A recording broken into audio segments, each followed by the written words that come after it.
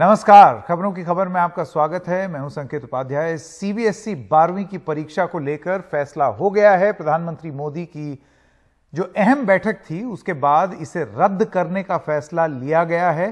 बैठक में प्रधानमंत्री ने कहा कि छात्रों की सुरक्षा सबसे अहम है, उन्हें परीक्षा देने के लिए मजबूर नहीं किया जा सकता। इस बीच खबर है कि आईसीएसई बोर्ड ने भी 12वीं की परीक्षा रद्द कर दी है। सरकार ने पहले ही कहा था कि इस पर 1 जून को फैसला लिया जाएगा। अभी तक यह नहीं मालूम कि अलग अलग राज्य क्या फैसला लेंगे, क्योंकि एजुकेशन, शिक्षा एक स्टेट सब्जेक्ट है, तो अलग अलग राज्य अपना फैसला खुद लेते हैं। हालांकि इसमें यह कहा गया है कि राज्य भी जल्दी से अपना फैसला ले लें। सरकार को सुप्रीम कोर्ट में 3 जून को इस पर जवाब भी देना है। इस बीच कुछ बड़े सवाल वो ये हैं आपके स्क्रीन पर। अब आगे छात्रों के मूल्यांकन की प्रक्रिया क्या होगी? देखिए, अब सीबीएसई पर यह फैसला छोड़ दिया गया है, तो अब सीबीएसई वो फैसला लेगा और वो मूल्यांकन की प्रक्रिया क्या होगी। दूसरा बड़ा सवाल, बाकी राज्यों के बोर्ड इम्तिहान हुए तो तुलना कैसे होगी? देखिए, एक डिस्पैरिटी आ जाएगी कि एक जगह बोर्ड एग्जाम हो रहा है, एक जगह नहीं। अब जैसे छत्तीसगढ़ है, वहां पर ओपन बुक एग्जाम हो रहा है, उसकी तुलना अगर आप यहां करें जहां के छात्रों का एग्जाम ही रद्द हो गया, तो सीबीएसई के छात्र जो हैं वो अपने आप को कहां पाएंगे। और तीसरा बड़ा सवाल, प्रतियोगी परीक्षाओं यानी कि कॉम्पिटिटिव एग्जाम में बैठने की योग्यता कैसे मापी जाएगी। ये सब कुछ जरूरी सवाल हैं जो कि अब जाहिर सी बात है आएंगे जब इतना बड़ा फैसला ले लिया गया है। जल्दी से सुनते हैं अलग अलग प्रक्रिया जो अब तक आई हैं। ये फैसला आधे घंटे पहले ही हुआ था, तो दिल्ली के उप मुख्यमंत्री जो कि शिक्षा मंत्री भी हैं, मनीष सिसोदिया, उनका यह कहना था। कोई भी पेरेंट नहीं चाहता था कि उसके बच्चे को उसकी जान पे खेल के परीक्षा दिलवाई जाए। इसीलिए जब थोड़े दिन पहले मीटिंग हुई थी, उसमें मैंने सबकी तरफ से 1.5 करोड़ बच्चों की स्वास्थ्य का ध्यान रखते हुए फैसला लेने के लिए कहा था। और आज बहुत अच्छी बात है कि पेरेंट्स के हित में है, टीचर्स के हित में है, बच्चों के हित में है, देश के 1.5 करोड़ बच्चों के हित में ये फैसला है। तो 1.5 करोड़ जो बच्चे हैं, 1.5 करोड़ बच्चे, उनके हित में ये फैसला जरूर आ गया है। लेकिन जो अलग अलग सवाल मन में आ रहे हैं वो सवाल भी पूछे जा रहे हैं। मैं स्वागत करना चाहता हूं रिद्धि, 12वीं क्लास की छात्र हैं, हमारे साथ जुड़ गई हैं। और हमारे साथ हैं मिनी बेदी, आप अभिभावक हैं, और जुड़वा बहनें विविला बेदी और विवाली बेदी, आप दोनों का भी बहुत बहुत स्वागत इस कार्यक्रम में। आपसे कुछ ही देर में रितिका तिवारी, 12वीं की छात्र की स्टूडेंट हैं, वो भी हमारे साथ जुड़ गएंगी। तो पहले मैं आपके पास आना चाहता हूं विविला और विवाली, आप बताइए कि आप किस तरीके से देखती हैं इस फैसले को।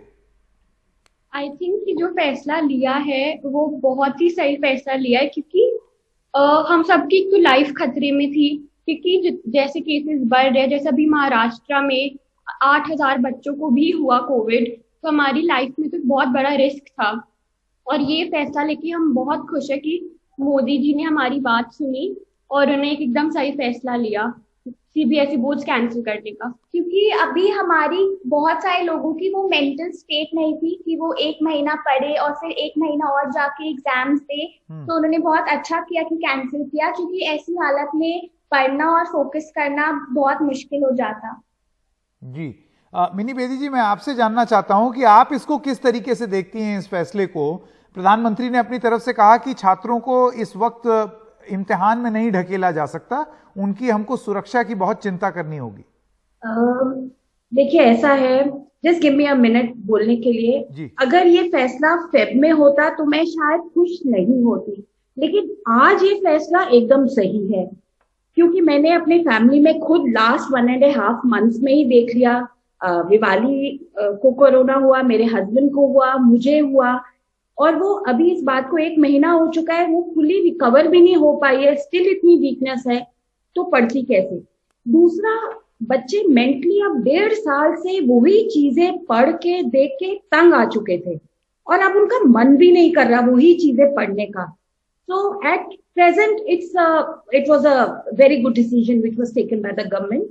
और सब लोगों ने जिन्होंने अप्रोच किया और बोला, at present it's fine, but I am little worried कि अब क्या होगा आगे, कैसे मार्क्स का कैसे होगा, क्या होगा, बिकॉज वो भी एक है सोचने वाला विषय। बिल्कुल सीबीएसई कैसे करती है। बिल्कुल, ये एक बहुत बड़ा सवाल है कि आगे सबसे पहली बात तो रूपरेखा क्या होगी मूल्यांकन करने की, उसकी प्रक्रिया क्या होगी, उसको लेकर के सवाल है। रितिका तिवारी 12वीं की छात्र हैं, वो भी हमारे साथ जुड़ गई हैं। रिद्धि, मैं सबसे पहले आपके पास आना चाहता हूं। एक पिछले कार्यक्रम में आपने कहा था कि 15 महीने से एक ही क्लास में होने का एहसास जरा अच्छा नहीं था और दो 12वीं क्लास हो गई थी इस देश में। मैं अब आपसे जानना चाहता हूं कि अब आप किस तरीके से देखती हैं इस फैसले को। सबसे पहले बहुत बड़ी राहत की सांस तो सबने ली है, छात्रों ने, अभिभावकों ने, और जो हमारे स्टाफ भी थे, काफी सारे लोग शामिल होते हैं इस पूरी प्रक्रिया में परीक्षा की। लेकिन अब यही सवाल है कि किस तरह से आगे होंगी हमारी जो दाखिले की दूसरा पड़ाव जो शुरू होता है 12वीं के बाद, कैसे होगा। और आपने जैसे बात की कि हर राज्य में एक अलग शैली उपयोग की गई है छात्रों को पास करने की, और जिस तरह बस एक मेरा कहना यही होगा कि पूरे साल ऐसा नहीं है कि 12वीं के छात्रों ने कोई काम नहीं करा है। हमने काफी 100-200 पेज के प्रोजेक्ट भी बनाए हैं, हमने अपनी कई फाइलें भी लिखी हैं। तो बोर्ड से ये निवेदन होगा कि वो इसको भी ध्यान रखें कि 11वीं से पहले वो 12वीं में जो काम हुआ है उसको भी अपने फैसले में थोड़ा जगह दें। बिल्कुल। रितिका भी हमारे साथ हैं। रितिका, आपको लगता है यही अब सबसे अहम बात होगी कि मूल्यांकन किस तरीके से हो, असेसमेंट आप कैसे करेंगे? आपने परीक्षा तो रद्द कर दी, ये बहुत सारे लोगों की अपील भी थी कि कम से कम कोई फैसला तो लीजिए साहब, हो गया फैसला, लेकिन वो मूल्यांकन की प्रक्रिया क्या हो? सर देखिए, जब पोखरियाल जी 31 दिसंबर को लाइव आए थे तो उन्होंने निर्देश दिए थे कि जितने भी स्कूल्स हैं वो अपने प्रैक्टिकल एग्जामिनेशंस मार्च से शुरू कर दें। तो मोस्टली जितने भी स्कूल्स हैं उन सब ने अपने प्रैक्टिकल एग्जामिनेशंस को खत्म कर लिया है मार्च में ही, यानी बिल्कुल जैसे चला आ रहा है बिल्कुल वैसे ही हुआ है। एक्सटर्नल एग्जामिनर आता है और ऑफलाइन हुआ है, सबसे बड़ी बात ऑफलाइन हुआ है। तो आप उसके बेसिस पे बिल्कुल कर सकते हैं प्रैक्टिकल एग्जामिनेशंस के बेसिस पर। और प्री बोर्ड्स एंड असेसमेंट्स इतने सारे हुए हैं कि उनमें से आप किसी के भी मार्क्स अगर जोड़ ले तो ऐसा तो नहीं है कि बच्चे ने कुछ किया नहीं, क्योंकि ऑनलाइन एग्जाम में भी मार्क्स ऐसे ही नहीं आता है, पढ़ना पड़ता है। आप सिर्फ सीधा किताबें खोल के प्रश्न उत्तर ऐसा कर नहीं सकते, ऐसा बिल्कुल होता नहीं है जैसा बहुत लोगों को लगता है। एंड डिसीजन तो बहुत ही ज्यादा अच्छा आया है, बिकॉज अगर वो लोग ये बोलते कि एग्जाम्स हम लेंगे ऑफलाइन, तो अब आप मुझे एक बात बताइए, अगर उस सेंटर पे किसी बच्चे को कुछ हो जाता तो उसकी जिम्मेदारी कौन लेता? अगर कोई बच्चा कोविड से इन्फेक्ट हो जाता दो तीन एग्जाम्स के बाद तो क्या होता? कि आजकल तो आप मुआवजे दे दोगे 2 लाख 3 लाख के, बट वो उस परिवार पे ही बीतेगी जब वो अपना बच्चा खोएंगे। तो ये एक बहुत ही अच्छा डिसीजन लिया गया प्रधानमंत्री की ओर से, and I really appreciate. Ritika, ये मूल्यांकन की प्रक्रिया, अब असेसमेंट कैसे आप करेंगे, आपने उसके बारे में कुछ बताया, लेकिन मैं आपसे ये भी जानना चाहता हूं, एक और लोगों के मन में सवाल आ रहे हैं कि अलग अलग राज्य के जो बोर्ड हैं, जैसे UP board, Bihar board, Chhattisgarh board, वो सारे बोर्ड अपने फैसले अलग अलग ले रहे हैं। यहां सीबीएसई को लेकर के एक अलग फैसला हो गया। ऐसे में रणनीति क्या होगी? ऐसा नहीं होगा कि किसी छात्र के साथ नाइंसाफी हो गई या किसी और के साथ कुछ भला हो गया? सर ये तो बहुत ही वैलिड क्वेश्चन है। ये तो हर सबके मन में सवाल आएगा कि बाकी स्टेट्स, जैसे बंगाल ने अभी बोल दिया वो जुलाई में लेंगे, छत्तीसगढ़ के एग्जाम्स आज से ओपन बुक चालू हो गए, तो ये एक यूनिफॉर्म पॉलिसी बनानी चाहिए थी, फॉर श्योर बनानी चाहिए थी। एंड अनुभा मैम ने बहुत इसके लिए स्टेप्स भी लिए हैं। देयर आर स्टूडेंट्स जो एससी में गए हैं, सुप्रीम कोर्ट गए हैं इस मुद्दे को लेकर, तो उसके ऊपर भी डिसीजन शायद आएगा। बहुत सारे राज्यों के बच्चों ने एक साथ मिलकर फाइल किया है, तो लेट्स सी। बट हाँ, ये बहुत ही ज्यादा ये सबके मन में आएगा कि अगर छत्तीसगढ़ में अलग हो रहा है, सीबीएसई अलग हो रहा है, वेस्ट बंगाल अलग हो रहा है, तो ऐसा क्यों हो रहा है? तो प्रधानमंत्री जी को इसके ऊपर भी फैसला, एक यूनिफॉर्म डिसीजन ले लेनी चाहिए थी, क्योंकि छत्तीसगढ़ वालों ने भी आज से एक ही एग्जाम दी होगी ज्यादा से ज्यादा, कितने ही देंगे। तो यस, बिल्कुल। देखिए, क्या बेदी जी, मिनी बेदी जी, मैं आपके पास वापस आना चाहता हूं। देखिए, संघीय ढांचा ऐसा है इस देश का जिसमें राज्य के फैसले केंद्र सरकार नहीं ले सकती। इस वजह से जो भी बोर्ड का फैसला राज्यों को लेना होगा वो राज्यों को ही लेना होगा। ऐसे में आपको लगता है कि जो ऋतिका बात कह रही हैं वो सही है, ये समन्वय का मामला था कि सब लोग बैठते और एक साथ एक फैसला लेते सब छात्रों के हित में। अभी ऐसा ना हो जाए कि सीबीएसई का फैसला अलग, किसी और स्टेट का फैसला अलग, और आपके पास 4 तरीके से इम्तिहान दिए हुए या मूल्यांकन कराए हुए लोग हैं। अब फिर यूनिवर्सिटी में दाखिला कैसे होगा, उसको लेकर के टेंशन होगी। देखिए, ये एकदम सही है कि जैसे कि जब लास्ट ईयर मार्च में लॉकडाउन हुआ था, आपने पूरे इंडिया में एक जैसा किया था, तो ये एक बड़ा अलग सा डिफरेंट सा टाइम है। इस समय भी क्लास 12 के पूरे इंडिया में एक जैसी डिसीजन होनी चाहिए, यूनिफॉर्मिटी होनी चाहिए, एंड आई थिंक सेंटर को और स्टेट्स को मिलके एक सेम डिसीजन होना चाहिए। देखिए, और जहां तक असेसमेंट की बात आती है, जब आप कहते हैं तो आप सब तो सेटिस्फाई आप सबको नहीं कर सकते।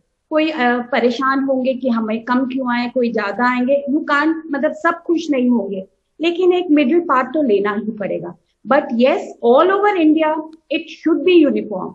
जब मेरे को एक बताइए, जब स्टेट कहती है कि सेंटर को वैक्सीन लेनी चाहिए, तो सेंटर को एग्जाम की डिसीजन लेने दीजिए ना, स्टेट क्यों अपने इंडिविजुअल डिसीजन ले रही है?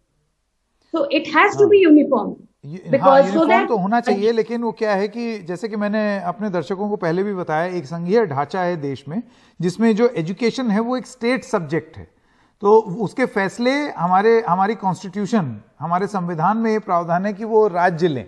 लेकिन इसमें भी समन्वय बनाया जा सकता था, बिल्कुल बनाया जा सकता था, वो बात आपकी सही है। ये सारी चीजें बदली जा सकती हैं। तो एक ये डिफरेंट टाइम है जो कि इतने सालों में कभी आया है, तो अगर एक बार ये चेंज हो गया तो what is wrong in it? सबके बेटरमेंट के लिए है। एक समन्वय तो बिल्कुल बन सकता था, और बेहतर जितना अभी हुआ है उससे। तो रिद्धि, मैं आपके पास वापस आना चाहता हूं। हम दोबारा इस चीज पर बात करेंगे कि अब मूल्यांकन की प्रक्रिया क्या हो। अब सीबीएसई क्या गाइडलाइंस निकाले, किसके आधार पर वो तय करेगा कि फलाना 90% पाएगा, ढिमकाना 80 ही पाएगा, ये कैसे पता चलेगा? आपको क्या लगता है कि बेस्ट प्रक्रिया क्या होनी चाहिए? देखिए, जैसे अभी हमारे साथ जो लोग हैं उन्होंने कहा और आपने बात करी समन्वय की, मुझे लगता है जितनी यूनिवर्सिटियां हैं उनके लिए एक एंट्रेंस कर लेना चाहिए, क्योंकि अब जो राज्य अपने फैसले ले रहे हैं, जो सीबीएसई अपने फैसले ले रहा है, आईसीएसई अपने फैसले ले रहा है, तो कुल मिलाकर अब ये एडमिशन की बात हो गई ना, हम दूसरे पड़ाव पे पहुंच गए। ये तो हमने स्थापित कर लिया कि अब हम नहीं करेंगे, हम करेंगे तो हम अपने तरह से करेंगे। तो इसलिए ये बात जरूरी है कि जो यूनिवर्सिटी में दाखिले हों उसके लिए वो एक एंट्रेंस तैयार करें। जैसी न्यू एजुकेशन पॉलिसी में एक प्रस्ताव था कि वो एक CU सेट नाम का एग्जाम लाएंगे, तो यदि ये होता है तो मुझे लगता है ये होगा कि आदमी सेंटर जाए, निकल जाएगा। नहीं, एक एग्जाम कैंसिल करके फिर दूसरा एग्जाम देना, ये अपने आप में मुसीबत बन जाएगी। नहीं, ये तो दो अलग बात। सीबीएसई बोर्ड में आपको 4 से 5 बार जाना पड़ता है, लेकिन जो इस तरह के एग्जाम है वो एक बार जाने वाले होते हैं, उनका समय भी कम कर सकते हैं। पर ये तो अब वो ऑनलाइन करें, कैसे करें, वो पर्चा देंगे, वो घर लेके जाएंगे, ये तो सोचने वाली बात है। और ये भी एक हमें बहुत दुख है इस बात का कि पूरा साल था सब लोगों के पास एक समाधान पे आने का, एक हमारे भविष्य के ऊपर सोच विचार करने का, पर ये बिल्कुल नहीं हो पाया। और एन मौके पर अब हम इस बात के बारे में सोच रहे हैं। बिल्कुल। ऋतिका, मैं आपसे जानना चाहता हूं, आपको क्या लगता है सीबीएसई का क्या मूल्यांकन की प्रक्रिया होनी चाहिए? सबसे बेस्ट क्या होगा? देखिए, जैसा मैंने कहा कि बहुत सारे स्कूलों ने ऑफलाइन एग्जामिनेशंस रखे, प्रैक्टिकल वाले, जिसमें वाइवा होता है, जिसमें हम प्रोजेक्ट सबमिट करते हैं, जिसमें एक थ्योरी पेपर पे भी एग्जामिनेशन लिया जाता है। तो अगर हम उसके बेसिस पे कर सकते हैं तो बिल्कुल ठीक है। बट सबसे बड़ा क्वेश्चन ये है कि एक यूनिफॉर्म डिसीजन क्यों नहीं है? एक यूनिफॉर्म डिसीजन होना चाहिए था। एंड मतलब इससे बहुत कंफ्यूजन क्रिएट होगा, क्योंकि वेस्ट बंगाल वाले छात्रों को अब तक ये नहीं पता कि उनके साथ ऐसा ही होगा या नहीं। छत्तीसगढ़ वालों ने आज अपने एग्जाम्स चालू कर दिए, तो हाँ, ये एक बहुत ज्यादा थोड़ा कंफ्यूजन का तो है। आई गेस प्रधानमंत्री जी को अपनी मीटिंग में ये भी डिसाइड कर लेना चाहिए था कि यूनिफॉर्मली वो क्या करना चाहेंगे। यूनिफॉर्मली वो एक इंटरनल असेसमेंट बेसिस, जैसा मैंने कहा कि आप प्रैक्टिकल एग्जाम ले लें, प्री बोर्ड ले लें, उन सब के हिसाब से कर लें। एंड मेरे पास एक और मेरे मन में प्रश्न था, बहुत बच्चे अपना 10वीं का बोर्ड एग्जाम देने के बाद वो अपना स्कूल चेंज कर लेते हैं। तो मैं एक ये बात जानना चाहती थी कि अगर आप 3 साल का रिकॉर्ड लेंगे तो उसमें 12वीं होगा, 11वीं होगा, 10वीं होगा, तो क्या ये बहुत ज्यादा कंफ्यूजन क्रिएट नहीं होगी? क्योंकि 10वीं में आप दूसरे स्कूल में थे, बहुत बच्चे इंटीग्रेटेड जाते हैं, बहुत बच्चे अपना स्कूल चेंज करते हैं, बहुत जूनियर कॉलेज में चले जाते हैं, तो सबको एक दूसरे से कम्युनिकेशन रखना एक बहुत बड़ा इसमें बिल्कुल रोल प्ले करेगा। नहीं, अपने आप में बहुत बड़ी चुनौती है, बहुत सारे प्रश्न हैं। इसी वजह से हमने एक कार्यक्रम किया, क्योंकि ठीक है एक फैसला जरूर हुआ है, लेकिन ये हम जानते थे कि उस फैसले से भी जुड़े हुए तमाम सवाल उठेंगे जिनका जिक्र और फिक्र करना दोनों ही बहुत जरूरी है। आप सबका बहुत बहुत धन्यवाद। एक छोटे से ब्रेक के लिए रुक रहे हैं, अभी हाजिर होते हैं।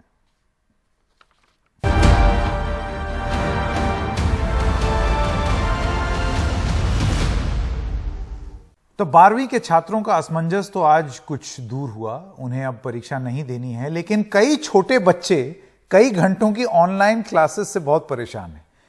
ऐसी ही एक कश्मीर से ये बच्ची है जो अपनी बात बड़ी मासूमियत से सीधा प्रधानमंत्री मोदी से पूछ रही है। बड़ू बच्चों को जब मैं सुबह उठती हूँ 10 बजे, मुझे दो बजे तक होती है क्लास।